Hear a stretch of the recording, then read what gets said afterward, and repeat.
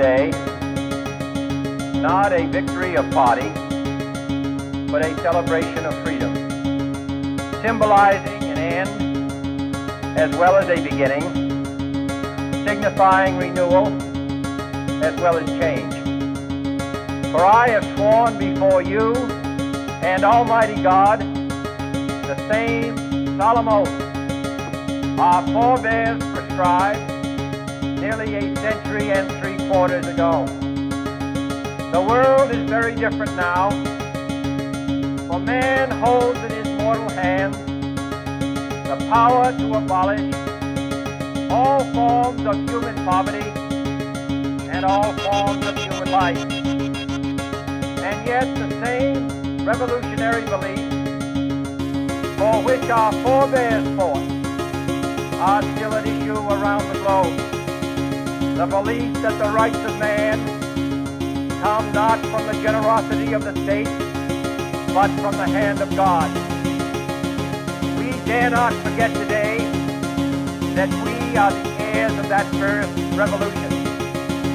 Let the word go forth from this time and place to friend and foe alike that the torch has been passed to a new generation of Americans born in this century, tempered by war, disciplined by a hard and bitter peace, proud of our ancient heritage, and unwilling to witness or permit the slow undoing of those human rights to which this nation has always been committed, and to which we are committed today at home and around the world.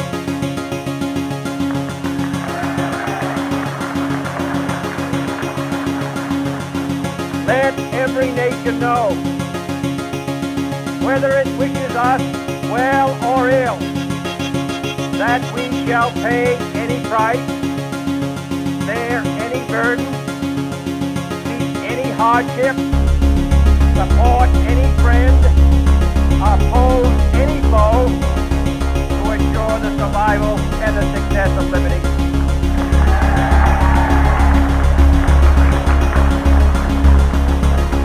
This much we pledge and more. To those old allies whose cultural and spiritual origin we share, we pledge the loyalty of faithful friends. United, there is little we cannot do in a host of cooperative ventures. Divided, there is little we can do, for we dare not meet a powerful challenge at odds and split asunder. To those new states whom we welcome to the ranks of free, we pledge our word that one form of colonial control shall not have passed away, merely to be replaced by a far more iron tyranny. We shall not always expect to find them supporting our view, but we shall always hope to find them strongly supporting their own freedom. And to remember that in the past, those who foolishly sought power by riding the back of the tiger ended up inside.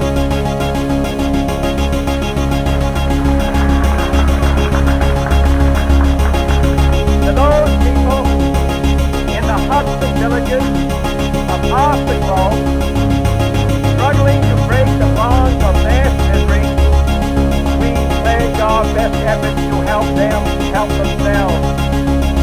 For whatever period is required, not because the communists may be doing it, not because we seek their votes, but because it is right. If a free society cannot help the many who are poor, it cannot save the few who are rich.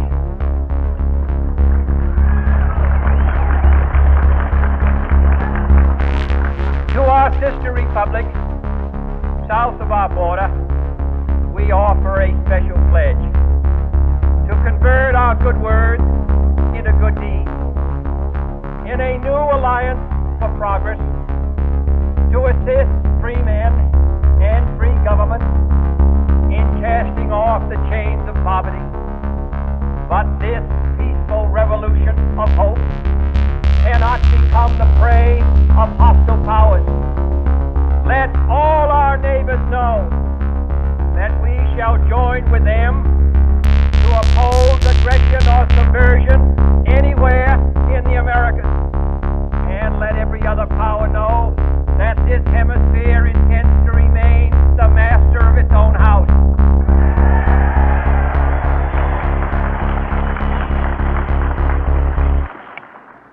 To that World Assembly of Sovereign States, the United Nations, our last best hope, in an age where the instruments of war have far outpaced the instruments of peace, we renew our pledge of support to prevent it from becoming merely a forum for invective, to strengthen its shield of the new and the weak, and to enlarge the area in which its writ may run. Finally, to those nations who would make themselves our adversary, we offer not a pledge, but a request that both sides begin anew the quest for peace. Before the dark powers of destruction, unleashed by science, engulf all humanity in planned or accidental self-destruction. We dare not tempt them with weakness, for only when our arms are sufficient beyond doubt can we be certain beyond doubt that they will never be employed.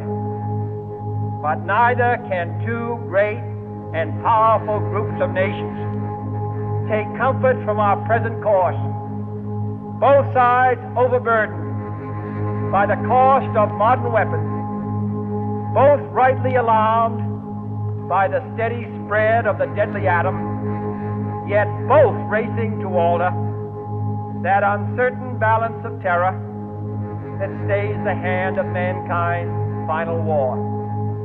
So let us begin anew, remembering on both sides that civility is not a sign of weakness, and sincerity is always subject to proof.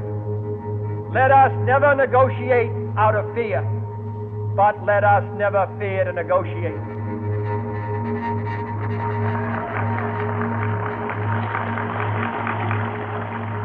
Let both sides explore what problems unite us, instead of belaboring those problems which divide us. Let both sides, for the first time, formulate serious and precise proposals for the inspection and control of arms, and bring the absolute power to destroy other nations under the absolute control of all nations.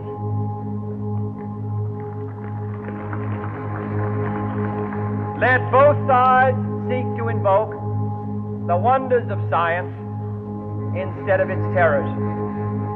Together, let us explore the stars, conquer the desert, eradicate disease, tap the ocean depths, and encourage the arts and commerce.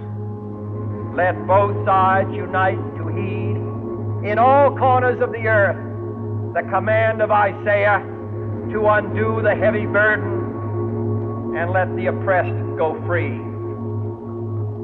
And if a beachhead of cooperation may push back the jungle of suspicion, let both sides join in creating a new endeavor, not a new balance of power, but a new world of law, where the strong are just and the weak secure and the peace preserved. All this will not be finished in the first 100 days, nor will it be finished in the first 1,000 days, nor in the life of this administration, nor even perhaps in our lifetime on this planet. But let us begin.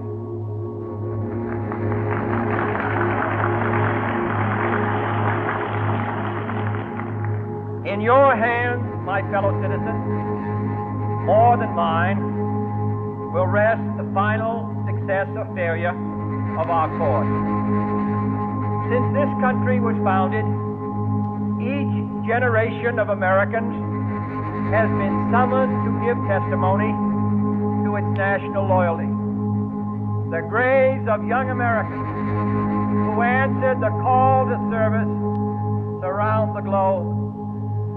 Now the trumpet summons us again, not as a call to bear arms, though arms we need, not as a call to battle, though in battle we are, but a call to bear the burden of a long twilight struggle, year in and year out, rejoicing in hope, patient in tribulation, a struggle against the common enemies of man, tyranny, poverty, disease, and war itself. Can we forge against these enemies a grand and global alliance, north and south, east and west, that can assure a more fruitful life for all mankind? Will you join in that historic effort?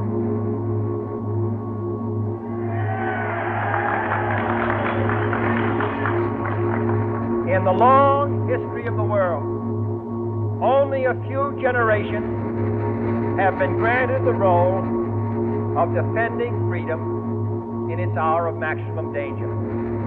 I do not shrink from this responsibility. I welcome it.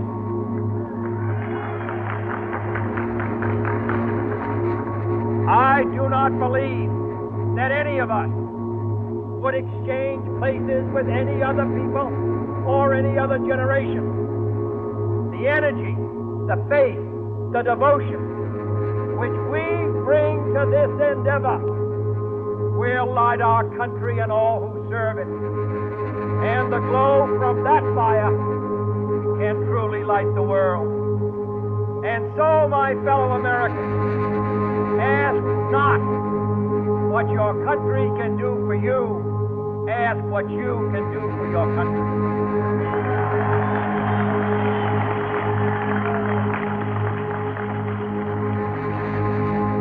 My fellow citizens of the world, ask not what America will do for you, but what together we can do for the freedom of man.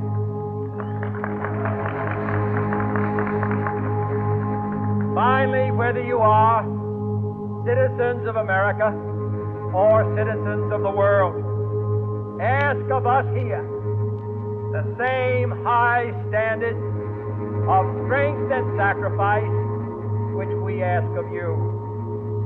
With a good conscience, our only sure reward, with history the final judge of our deeds, let us go forth to lead the land we love, asking His blessing and His help, but knowing that here on earth, God's work must truly be our own.